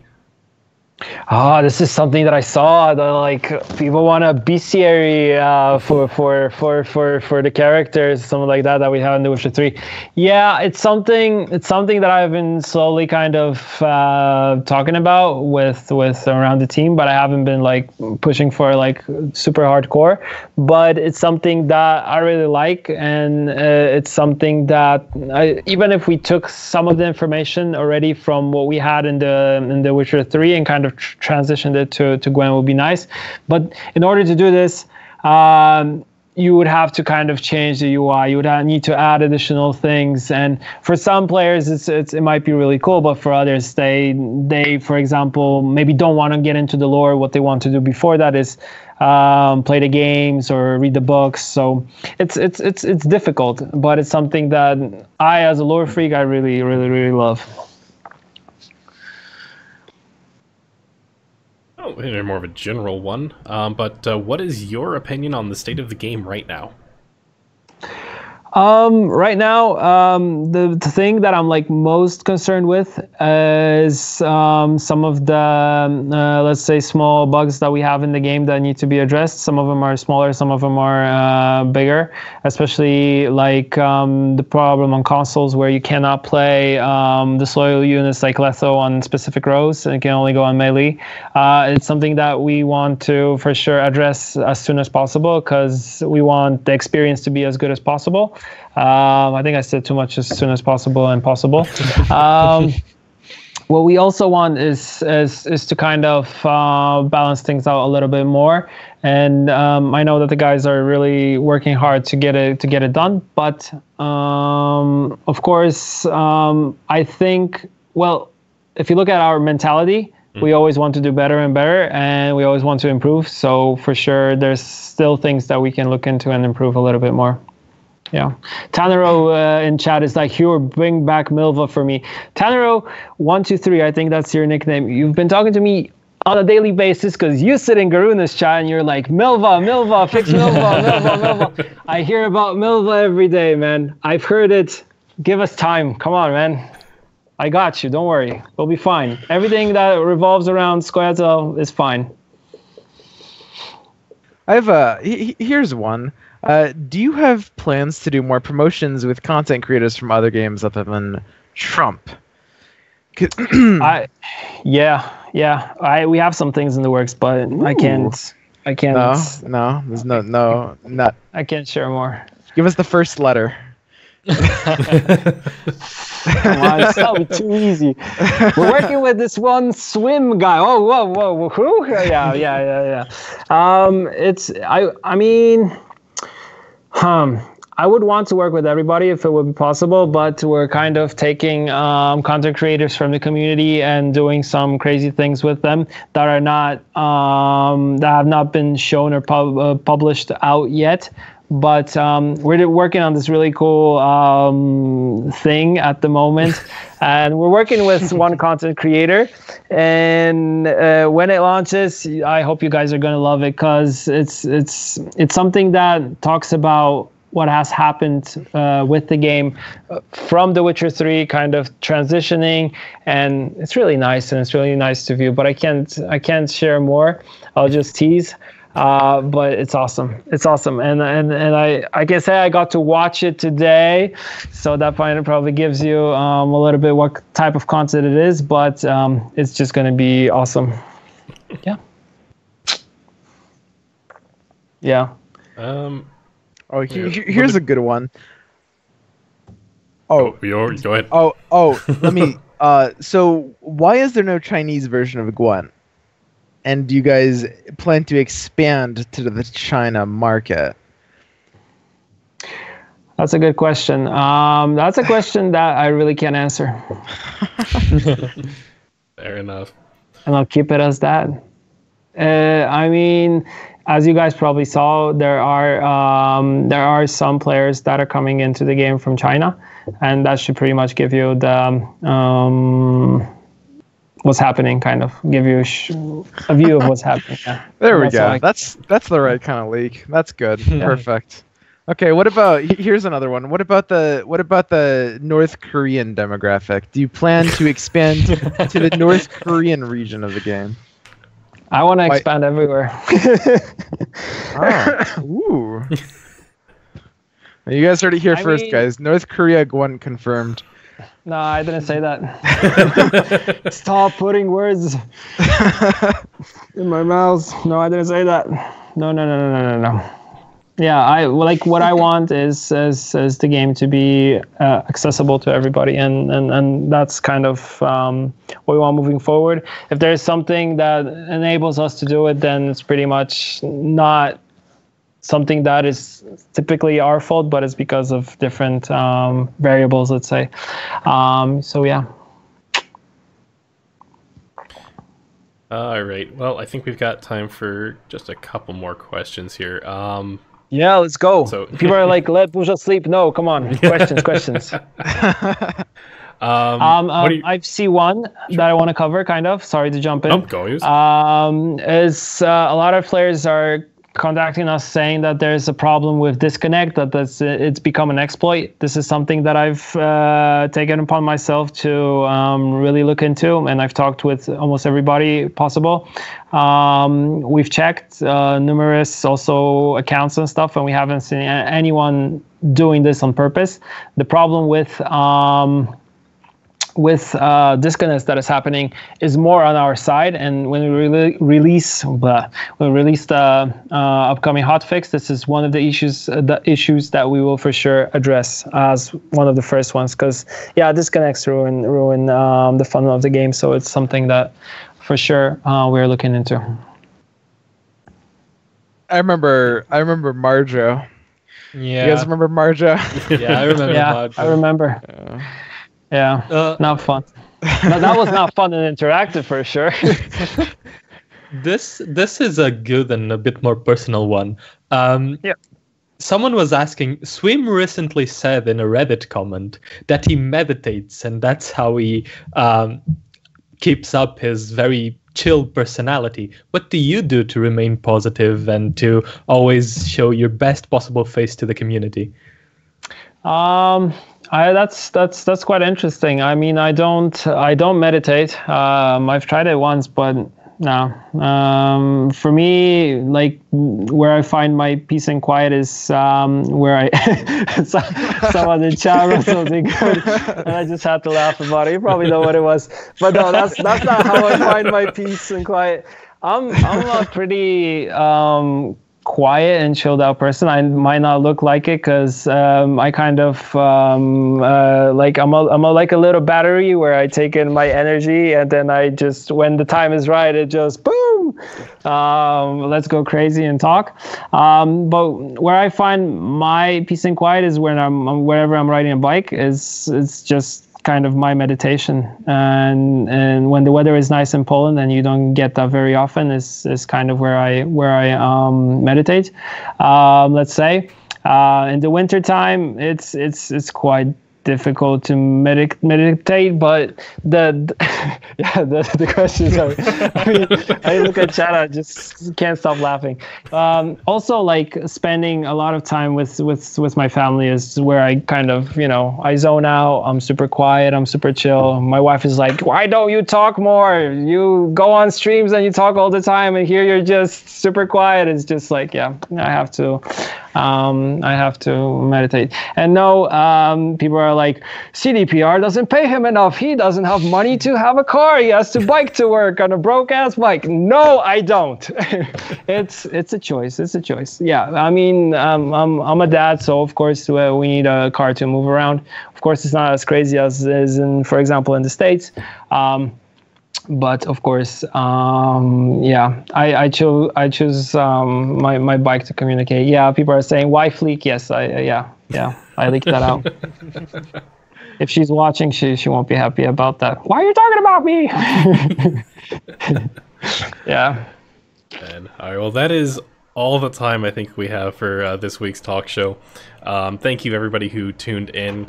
But any closing statements? We'll just go. We'll go around. But Burza, thank you very much for being here. Any shout outs? Any closing statements you want to say? Or I have to take, like, it's going to be difficult. Like, if I started naming people one by one, we would probably sit here till tomorrow morning. But I just wanted to shout out to all the teams that are working on Gwent and that are working in the studio.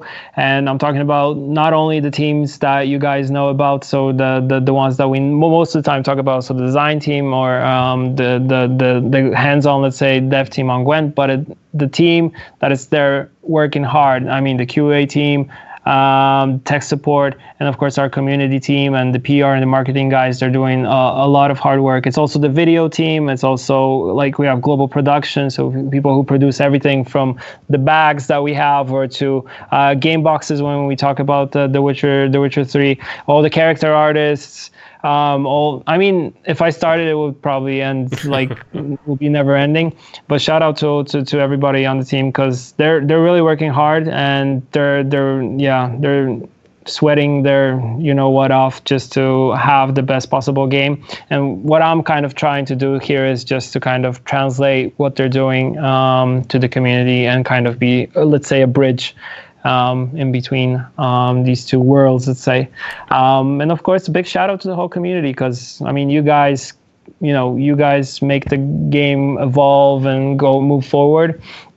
And yeah, please bear with us. We listen to you. It's not like we just sit here and just, don't listen. And even like I said in the beginning, if it's negative, we listen to it. If it's positive, we listen to it, and we appreciate it. And we appreciate all the feedback coming in. So yeah. Yeah, someone's like Valentino Rossi, number 46, best one in the world. Yeah. Yeah, Forza Vale, yeah. Oh, man. Lamios, any closing statements, any shout-outs? Blink twice if you're here against your will. I would like to give a big shout out to the other members of Gwentlemen who are moderating the chat. They're doing a very hard work, and they've been doing a very hard work since the beginning of the talk show. And two other shout outs. First, to the French community. We will be playing them on the 4th of July at 9 p.m. CEST. Gwentlemen against the French community. They've been very nice to us. A big shout out to them, and a big shout out to the Portuguese community as well, because I know they're here watching, and this got shared because I'm Portuguese, and a big shout out to them. Yeah. The Brazilian community is awesome. They're great. I hope I can go to an event this year where I could actually meet all of them in person. So I'm looking forward if that can happen. I'm looking forward to actually go and check out the Brazilian community, because they're awesome, and the stuff that they make and how passionate they are about the game is just super crazy. Sorry for, of course, jumping in, of course. No, it's fine. Swim, any shout-outs or closing statements? Yeah, I'd love to give a big shout out to a friend of mine, Pavel Burza. He is a very, very dedicated member of CDPR. He's here on his own time on our talk show. You guys really put your hearts into this thing. It's really good to see. I love the bromance. It's so nice. All right, well, as always, check out, so for my shout-outs, I always try and push the local tournament scene as much as I can, because if you've not played in a tournament before, it's not like playing casuals, it's not like playing ranked mode, it's its own thing, and there's only so many times that you can actually experience it. So go out there, get your feet wet with it. There are the Good Gaming tournaments every Sunday, Bowstring Tension Cup every Monday, TCG Weekly Esports every Tuesday. In addition to some of these more monthly ones, Passive Flora is coming up this first weekend of July. It's coming actually this weekend. I believe signups are closing like tomorrow or today or later today or something. So sign up quick on that. And the Gwentlemen's Open, that's our tournament, is going to be on the following weekend, the 8th and 9th of July, and the signups are still open. So if you guys are wanting to get your feet wet with that, check it out. Also, shout out to Gwent.reddit.com.